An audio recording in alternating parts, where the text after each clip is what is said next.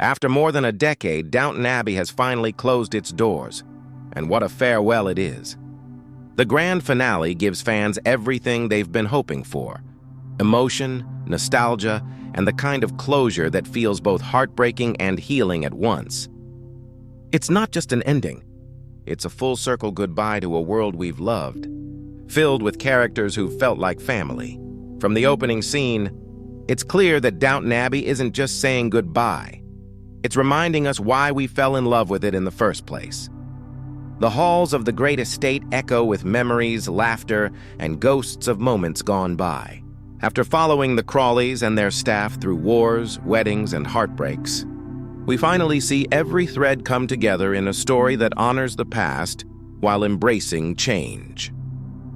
At the heart of this ending stands Lady Mary, always the pillar of strength. Elegance, and at times pride, Mary faces one of her hardest chapters yet. Her marriage to Henry Talbot has ended in divorce, a scandal in her world, where a woman's independence is often met with whispers and judgment. She is now a single mother navigating society's expectations and her family's quiet disapproval. But this time, instead of retreating, Mary faces it all head-on. Robert Crawley, her father, and the Earl of Grantham senses the time has come to step aside. He's ready to pass the torch, handing over leadership of Downton Abbey to Mary, a move that symbolizes both trust and transition. It's a heavy responsibility, one that tests Mary's resilience and belief in herself. Just as she's coming to terms with it, an unexpected figure arrives: Gus Sambrook, a charming American with ties to Mary's uncle, Harold Levinson. Gus sweeps Mary off her feet. For a brief moment, she allows herself to feel alive again, until the truth emerges. Gus is no romantic hero, but a con artist scheming to exploit the family's fortune. It's Lady Edith, once Mary's greatest rival, who uncovers the deception and saves her sister. This powerful twist isn't just about betrayal, it's about sisterhood. For years, Mary and Edith's relationship was poisoned by jealousy, but now it's rebuilt on loyalty and respect. Mary refuses to let this scandal define her. Instead, she rises from it stronger than ever. The community rallies behind her, her staff stands proud, and her father finally acknowledges her as the true leader of Downton Abbey. When Robert and Cora decide to retire to the Dower House, Mary assumes full control, not as a daughter trying to prove herself, but as the new matriarch of the Crawley legacy. Her farewell scenes with Edith and Anna Bates are quiet, raw, and deeply emotional. Moments that feel as if both the characters and the actors themselves are saying goodbye for real. One of the most unforgettable moments comes near the film's end. Mary walks alone through the grand halls, the light streaming through the windows like memories made visible. As she looks around, she sees echoes of the past, servants dancing at the Christmas ball, her late sister Sybil smiling in the crowd, her beloved husband Matthew watching her with pride, and her grandmother Violet Crawley standing gracefully as ever. It's not just a vision, it's a reminder of everything and everyone who built this world.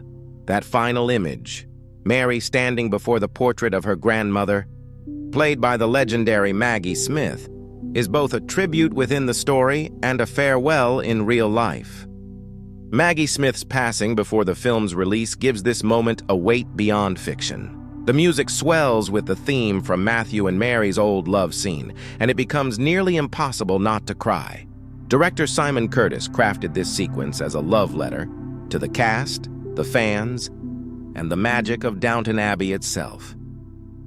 As the story widens beyond Mary, each member of the Crawley family finds peace in their own way. Robert and Cora embrace retirement with grace, stepping away from duty to finally live for themselves. Lady Edith, long defined by insecurity and comparison, now flourishes.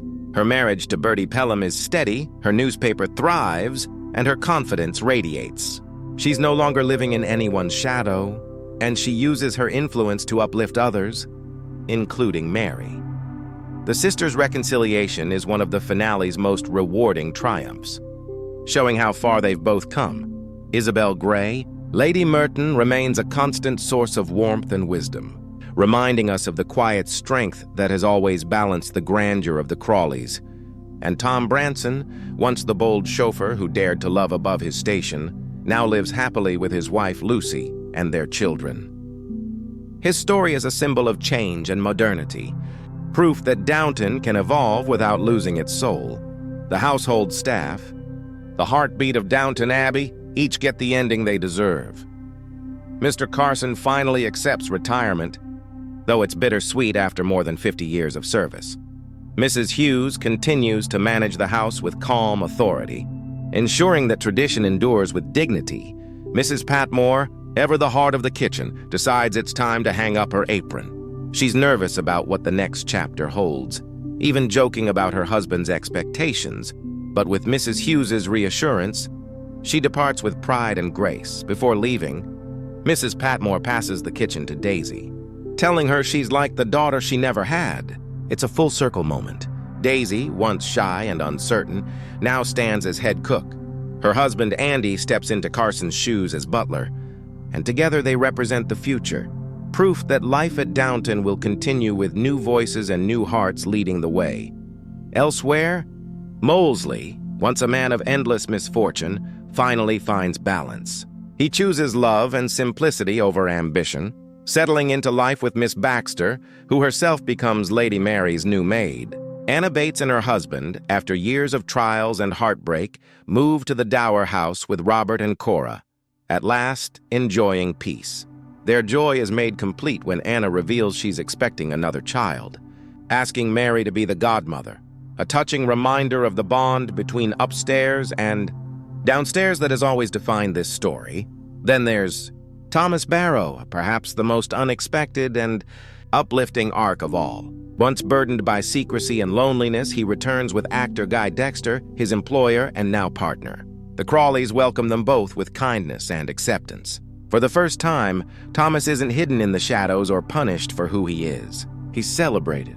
Lady Mary even insists he belong upstairs, not downstairs. It's a quiet yet powerful message about progress, compassion, and belonging. There's even a delightful nod to history. Noel Coward appears, inspired by Mary's scandal to write what would become his iconic play, Private Lives. It's a clever wink, connecting Downton's fictional world to real cultural history. As the film draws to a close, the screen fills with glimpses of life moving forward, children laughing, letters being written, dinners shared. Everyone has found peace in their own way. The credits don't just mark an ending. They feel like an open door, hinting that somewhere, Downton Abbey still stands, alive, evolving, eternal. What makes this finale so powerful isn't a shocking twist or dramatic death. It's the quiet strength of acceptance. Downton Abbey has always been about more than wealth or class.